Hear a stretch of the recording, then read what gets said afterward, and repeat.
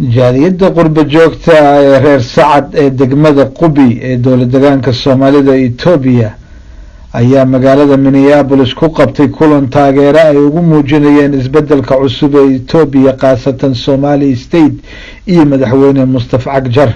dhanka kalena waxay beeshu direysay baaq cabasho ah oo kala ah in dowladda cusub ay ku dadaasho inay wax ka qabato dad aan deegaanka ahayn oo la dul keenay qaab aan sharciyeysnayn taas oo ku kacay madaxweynihii hore Cabdi Maxamuud Cumar. deegaanka Qubi oo ka godowsan dhulka intiisa kale dhibaataduna ay tahay sida ay sheegeen wadooyinku oo aad ugu xun. waxay kaloo ka cawdeen biyo la'aan aad uga jirta deegaanka iyadoo aadna uga hooseysa bay yiraahdeen waxbarashada iyo caafimaadka deegaamada kale.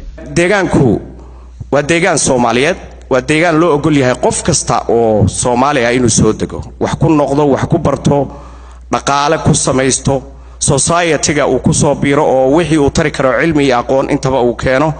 laakiin lahaanshaha degmada lama wada laha qofna ma dhaleecaynayno, qofna wax ceeb kuma sheegayno, laakiin waxaanu mar kale dawladda ka codsanaynaa wixii horumarin dhaqaale ah ee waxbarasho ah ee aqoon ah ee wax walba ah in loola simo degmooyinka kale, waxna aan hoosna looga dhigin, wax saa'idan inaan nologu daro ma doonayno. magaalada Qubi magaceedaaba fiicanba ma sha Allah. waxaan rajaynaynaa inay noqoto magaalo wanaagsan oo ilaahay culayskana ka dulqaado arrintan oo dawladdu inkastoo oo ay hadda cusub tahay oo ayna bilaba gaadhin oo dhowr bilood ay marayso in arrimaha dib loo eega fiican.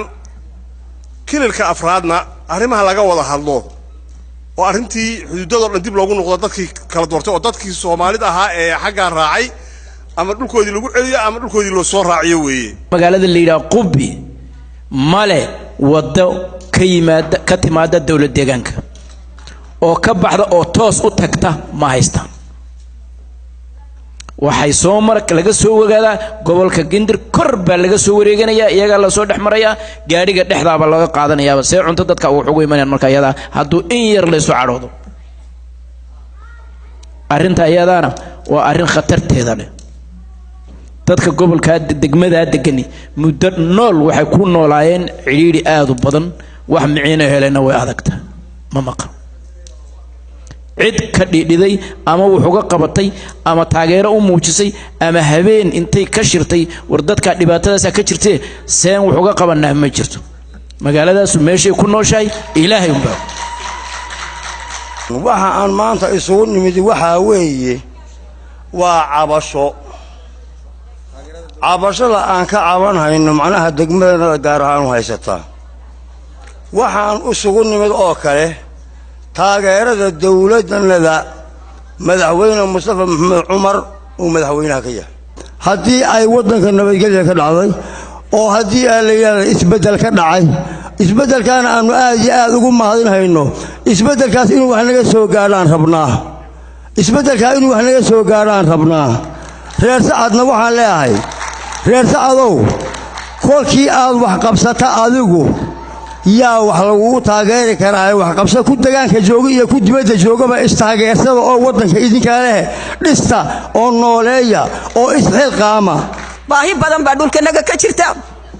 webigu mar walba maxaan ku dhahay wuu go'an yahay, iskuul ma jiro, caafimaad ma jiro, gabdhaha iyagoo la soo wado fiiq loo soo waday raacaan ay ku dhintaan maxaan ku dhahdaa inta dhexda la soo wado. baabuurtu waxay fadhiyaan maxaan ku dhahdaa 3 bilood iyo 4 bilood bay webiga gudihiisa fadhiyaan oo jid la maraa ma jiro.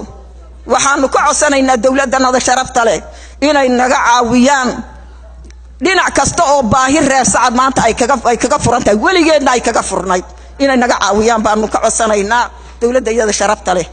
xafladii xalay ayaa dhammaan dadkii kale ee ka hadlay waxay u hambalyeeyeen madaxweyne Mustafa kana codsadeen inuu wax ka qabto deegaanka Qubi. annaga oo ah beelweynta reer Sacad gaar ahaan qurba joogta ku nool Cariga Mareykanka ayaa waxaanu hambalyo iyo bogaadin aan la soo koobi karin u diraynaa xukuumadda uu hogaamiyo waqtigan ee ka arribisa dawladda deegaanka Soomaalida ee uu hormoodka u yahay madaxweyne Mustafa Maxamuud Cumar. xukuumaddan waxaan ka codsanaynaa maadaama degmada Qubi muddo badan ay ka go'onayd deegaanka intiisa kale wadal-aan darteed inay la dardargeliyo bundadan dhammaystirkeeda waxaa kale oo ku codsanaynaa xukuumadda inay baahida bulshada ay ka jawaabto baahida asaasiga sida waxbarashada biyo la'aanta iyo waxyaabo kale oo jira. Siyaad Saciid Saalax, Somali Cable, Minneapolis, Minnesota.